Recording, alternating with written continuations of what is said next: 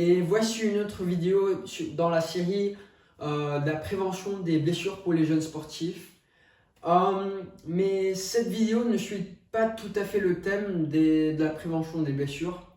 Et ça parle plutôt de comment se nourrir comme jeune sportif avant, pendant et après les matchs.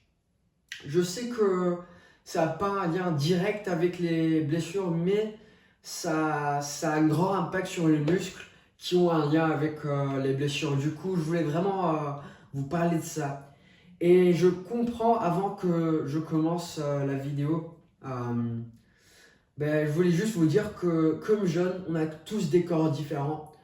Et tous les conseils que je vais vous donner là, ils peuvent être appliqués pour tous les jeunes. Mais c'est pas des conseils c'est qu'une introduction. Et si vous voulez des conseils plus spécifiques, j'ai mis des liens des sites dans la description de la vidéo pour que vous puissiez faire plus de recherches. Mais voilà, je voulais juste vous introduire à ce thème. Du coup, dans la vidéo, je vais plutôt parler de la base de ces informations. Et oui, j'espère que ça peut vous aider. Alors, comment manger avant le match? Pour moi, le soir avant le match, c'est très important qu'on mange beaucoup de glucides pour qu'on puisse avoir beaucoup d'énergie. Alors, du riz ou des pâtes sont parfaits pour que nos muscles ont beaucoup d'énergie et que nos corps aient beaucoup d'énergie. Mais c'est très important qu'on mange assez. Parce que comme jeune, je sais qu'on ne sait pas toujours quoi manger et en quelle quantité. Mais c'est très important que vous disiez à vos parents qu'il faut que vous mangez beaucoup avant vos matchs. Parce que vous jouez des sports très intenses et c'est essentiel que vous mangez assez. Du coup, oui, plutôt des glucides. Et c'est très important que vous buvez beaucoup d'eau et que vous dormiez assez aussi avant vos matchs. Puis, pendant le match, du coup, je vais vous donner des conseils ici que c'est à vous de décider si vous voulez utiliser ces conseils. Mais aussi, c'est un peu d'opinion selon moi parce que moi, je suis plutôt contre la consommation des sucres artificiels quand on fait du sport parce que selon moi, ça ne nous donne pas d'énergie pour longtemps et on devient plus fatigué après. Alors, selon moi, des bananes par exemple sont très efficaces et nous donnent beaucoup d'énergie parce que c'est des sucres naturels et ils sont meilleurs pour le corps. Mais du coup, c'est à vous de décider si vous voulez suivre ces conseils. Mais je pense que ça, c'est essentiel selon moi pour bien jouer vos sports et pour que vous ne soyez pas fatigué quand vous faisiez vos sports. Du coup aussi, je vais vous parler des boissons parce que là, c'est un débat qui... Il y a beaucoup d'opinions différentes. Et là, mon opinion est plutôt que l'eau est la meilleure boisson pour quand on fait du sport. Et je pense que ça, c'est mon propre opinion, mais j'ai fait beaucoup de recherches sur ce thème et je pense que d'un point de vue scientifique aussi, l'eau c'est plus efficace que des boissons comme du Red Bull ou des Monstres parce que ces boissons-là, ces boissons d'énergie nous donnent plutôt de l'énergie pour une petite période de temps. Et de l'eau, ça aide à fonctionner, ça nous aide à fonctionner quand on fait notre propre sport. Et moi, je trouve quand je bois pas assez d'eau et je fais mon sport, j'ai mal à la tête et je me sens pas tout à fait à l'aise sur le terrain.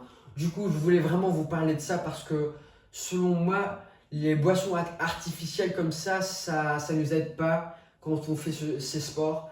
Mais c'est à vous encore de décider. Je répète ça parce que vraiment, on a tous des corps différents comme jeunes. Et ça, c'est essentiel que vous sachiez que tous les conseils que je vous donne, pour moi, ça marche et ça m'aide beaucoup. Mais pour vous, dans vos voyages sportifs, si vous avez l'habitude de boire ces boissons comme ça, ces boissons d'énergie, et ça marche pour vous, ben, continuez parce que oui. Mais moi, j'aime bien garder mon corps ben, bien et que j'ai pas de problème dans le futur avec ces boissons parce qu'on ne sait pas toujours ce qu'il y a dans ces boissons artificielles. Du coup, oui, je me sens pas à l'aise quand je les bois. Alors finalement, après ça, je voulais vous parler de comment manger après le sport. Parce que ça, selon moi, c'est la chose la plus essentielle. Et c'est essentiel qu'on mange de la protéine. Beaucoup de protéines. Euh, Peut-être du poulet ou du poisson.